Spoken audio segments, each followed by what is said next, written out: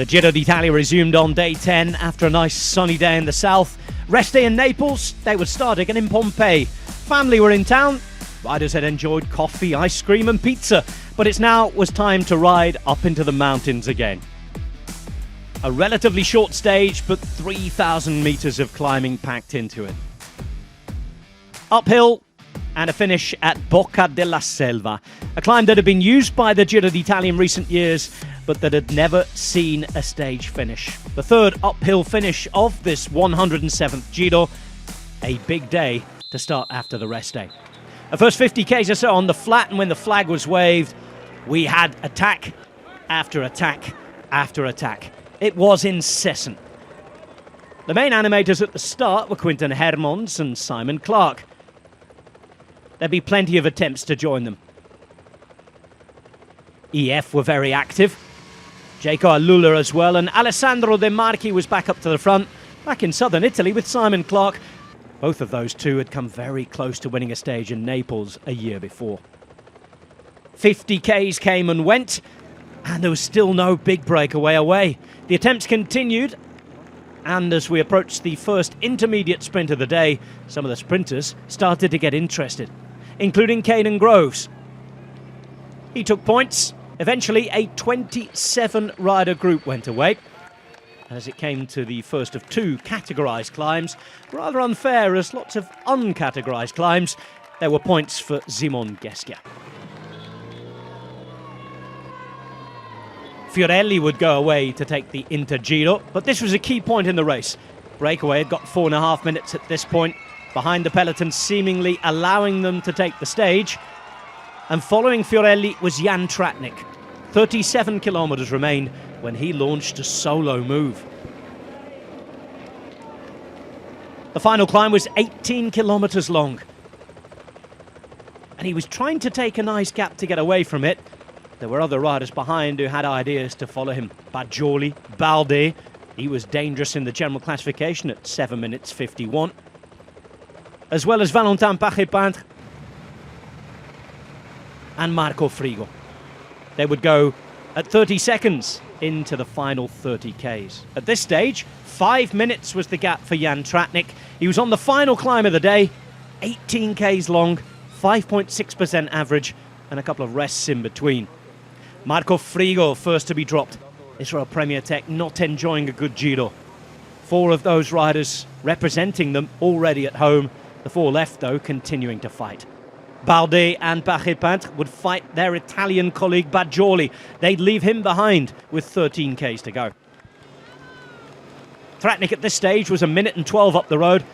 The Maglia Rosa group behind, showing clear intentions too, that they were not interested in chasing back for the win. Tratnik was perhaps on his way to a win. 5 k's to go, 39 seconds still the advantage, and looking good. Behind though, Paget-Peintre alongside Balde were both able to see him, and with just over 3 k's to go, Balde was left behind. Young Valentin Paget-Peintre, the apprentice beating the sorcerer. Tratnik would soon be caught. One big effort from the 22-year-old Frenchman, and another big effort saw him go past the veteran Slovenian. No pro victories in his career to this point, but the Decathlon man was poised to carry on his team's brilliant start to the season. Balde showed brief promise to maybe get back. He too went round Tratnik.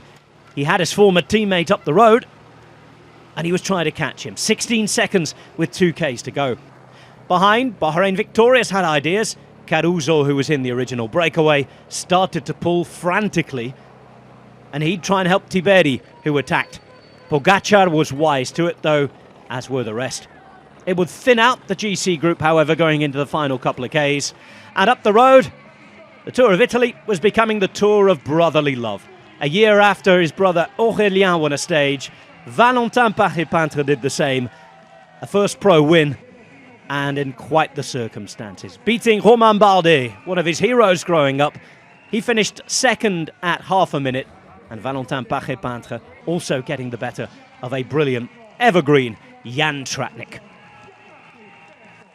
In the GC group, it would then be Baudin who would lead out O'Connor. There would be splits on the way in. Uertebroeks losing seconds. O'Connor, Martinez, Thomas, Pogacar and Rubio crossed the line together. But the celebrations at the end of the day belong to Decathlon for the 15th time this season. And the French team enjoying a renaissance with one of their young guns winning for the first time. They consolidate their lead in the team classification as well. Quite the day for the team.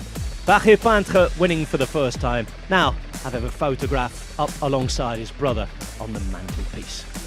And that winning photo with a medal around his neck. Stage 10 victor, Valentin Barret-Peintre. Tadej Pogacar remained in the pink jersey. No differences to his lead, but there were moves and changes inside the top 10. 7 places for Bardet, moving up to 7th. Fortunato moving down 1, Rubio losing 2 places, but not really losing time.